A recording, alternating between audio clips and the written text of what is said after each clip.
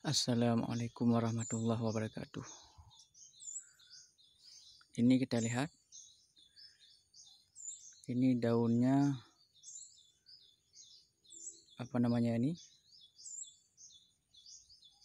Daun pohon merak. Ini daunnya bisa menjadi obat batuk. Kalau diminum bisa menjadi obat batuk ini.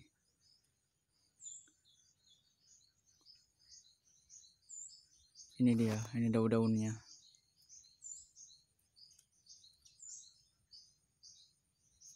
Juga ada buahnya, ini buahnya.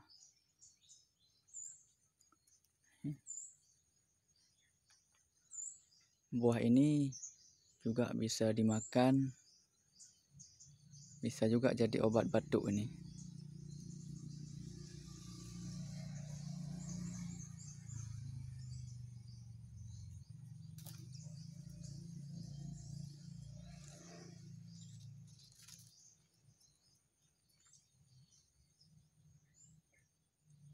Sekian dan terima kasih. Jangan lupa like, comment, dan subscribe.